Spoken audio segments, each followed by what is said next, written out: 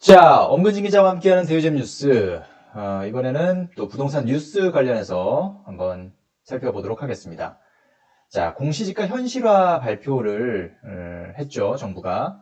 그런데 이것이 현재 시행하고 있는 분양가 상한제와 상충되는 그런 부분이 있어서 또 이게 뉴스에 나왔네요. 제목은 반값 로또 사라지나 공시지가 현실화에 분양가 상한제 무력화라는 제목입니다. 간단하게 말씀드리면 일단 공시지가, 그러니까 토지의 그 가격에 대해서 정부가 세금을 걷는 기준을 이제 공시지가를 통해서 정하고 있는데요. 그 공시지가가 시세보다 현격히 낮다라는 지적을 받고 정부가 그렇다면 시세의 90%까지 그것을 끌어올리겠다라고 공언을 한 상태입니다. 자, 공시지가가 앞으로 한 몇 년간의 어떤 유예 기간을 두면서 점차 현실화해 나갈 텐데요. 그렇게 되면 또 새로운 주택을 분양할 때 그 기준이 되는 분양가를 제한하는 분양가 상한제라는 제도가 무력화되는 부분이 있습니다. 왜냐하면 이 분양가 상한제 하에서 분양가를 정하는데 공시지가가 기준이 되기 때문입니다. 그렇기 때문에 분양가를 낮추기 위해서 분양가 상한제를 했는데 공시지가를 올리면서 결국은 분양가 상한제가 본래의 취지를, 본래의 어떤 목적을 잃게 되고 그 수단으로 작용하지 못하게 되는 그런 상황이 발생할 수 있다는 겁니다. 자, 현재 표준지 공시지가, 그러니까 땅의 가격 공시지가가 시세 대비 65% 수준입니다. 그러니까 예를 들어서 시세가 100원이면 현재 공시지가 땅의 어떤 기준 가격은 65원이라는 거죠. 한 3분의 2 정도밖에 안 되는 그런 상황입니다. 그래서 이것을 정부가 뭐 당장 1년 안에 이것을 갑자기 끌어올리기는 또 많은 반발이 우려되기 때문에 조금 더 시간을 두고 2028년까지 90%까지 끌어올리겠다라고 지금 계획을 세워놓은 상태입니다. 뭐 8년 후라서 아직 시간이 많이 남아있다라고 생각하실 수도 있지만 이것은 지금의 어떤 시세와 공시지가의 차이를 8년 안에 줄이겠다는 것이고요. 그 사이에 또 시세가 가만히 있지 않지 않습니까? 시세 또한 상승할 텐데 그렇게 되면 매년 공시지가의 인상률은 또 어마어마할 것으로 예상이 됩니다. 그러면 토지를 가진 사람들, 부동산을 가진 사람들의 보유세도 덩달아서 껑충 뛰어오르게 되는 그런 결과가 나타나게 될 것입니다. 자, 어쨌든 분양가 상한제 적용이 되는 민간주택들, 현재 표준지 공시지가를 통해서 택지비를 결정하고 있는데요. 공시지가가 오르면 원가 상승 압력을 통해서 분양가 상승이 불가피해질 것이다 라는 것이 이 기사의 핵심 내용이라고 볼 수가 있겠습니다. 하나씩 살펴볼까요? 자, 정부가 2028년까지 표준지 공시지가를 시세 90%까지 올리기로 발표를 했습니다. 이렇게 되면 사실상 분양가 상한제가 무력화할 것이다 라는 지적이 나오고 있는데요. 결국은 분양가 상한제를 통해서 집값을 안정화하겠다는 정부가 자승자박에 빠졌다는 셈입니다. 자, 국토교통부 등에 따르면 정부는 표준지 공시지가를 연간 3%포인트씩 올려서 2028년까지 시세 대비 90% 수준으로 만들겠다는 계획입니다. 아까 65%였죠. 여기에서 이제 90%까지 가려면 현재 한 25%포인트의 격차가 있는데요. 이것을 8년간, 2028년까지 8년간 연간 3%포인트씩 따라잡으면 24%포인트를 따라잡을 수 있으니까 그래서 이 계산이 나오는 겁니다. 2028년까지 매년 3%포인트씩 따라잡으면 2028년쯤에는 90%까지 갈 수 있겠구나 라는 것이 정부의 생각입니다. 자, 그러나 앞에서 말씀드린 것처럼 표준지 공시지가 현실화가 분양가 상한제와 상충되는 부분이 있다라는 것이죠. 상한제를 적용받는 분양가는 택지비와 건축비를 합쳐서 분양가를 산정하게 되는데 건축비 자체는 뭐 매년 크게 바뀌지 못합니다. 왜냐하면 물가를 감안해서 정부가 고시하기 때문에 건축비는 뭐 그렇게 크게 오르지 못하고 또 정부가 어느 정도 컨트롤할 수 있는 그런 항목이지만 실질적으로 분양가의 60, 70%를 차지하는 택지비가 이 공시지가 현실화를 통해서 엄청나게 올라갈 수 있다는 것이죠. 그렇게 되면 당연히 분양가도 덩달아서 뛸 수밖에 없다. 그렇다면 지금 현재 저렴하게 새로운 주택을 공급할 수 있는 분양가 상한제의 취지가 퇴색될 수 있는, 왜곡될 수 있는 그런 상황이 나타날 수 있다는 겁니다.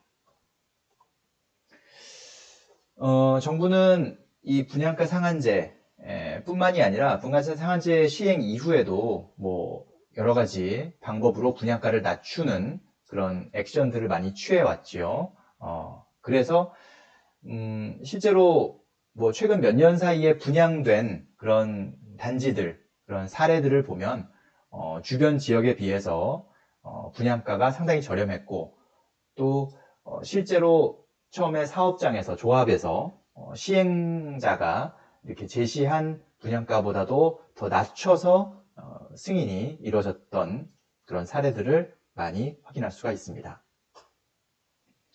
자, 그러다 보니까 당연히 저렴하게 분양을 하다 보니까 당연히 새 아파트 청약 아주 과열될 수밖에 없었죠. 그래서 서울에서도 분양가 상한제를 적용해서 분양을 진행한 새 아파트 2곳 모두 흥행에 성공한 바 있습니다. 주변 시세보다 크게는 40% 넘게 차이가 나기도 했다고 하네요.